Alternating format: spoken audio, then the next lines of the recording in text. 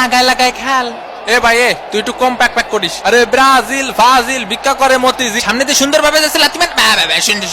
এ ভাই লাথি তো আসতে মারিছি আমি, লে সেই আসতে মারা লাথি।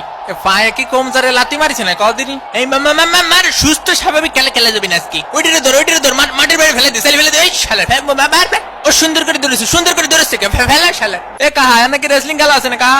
আরে হ্যাঁ তুমি জানো না? ওইটারে ধর গাদ্দর টান্ডে ফেলে দে। পিছনের টেবিলে 2টা দই আর বিরিয়ানি দিও। জি স্যার। এ মনিরা তোমরা সাঁতার কেটে কেটে খেলো।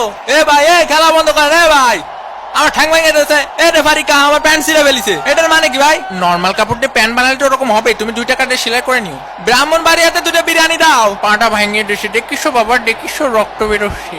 এ রেফারি কা এদিকে আসেন। ব্রাজিলের ফাজিল গুলো কি সব খেলা পাইছে না? ওই যে ওরে যে লাথি মারে যে রক্ত বেরোচ্ছে। এখন ওরে ব্যান্ডেজ কিনে দেবে কেটা? ওরে মারে ওরে শেষ। আমার জীবন যৌবন সব শেষ। ওরে মাথায় দেখতে পাচ্ছি না রে ভাই, মাথায় দেখতে পাচ্ছি না। কিরে মেসি ভাইয়ের আবার কি হলো? উদয় নাটক করতেছে না আমার মতো? তোমরা 2টা ঠিক আছে রেসলিং খেলবা, কোনো অসুবিধা নেই, কিন্তু টিভির ক্যামেরার সামনে খেলবা না।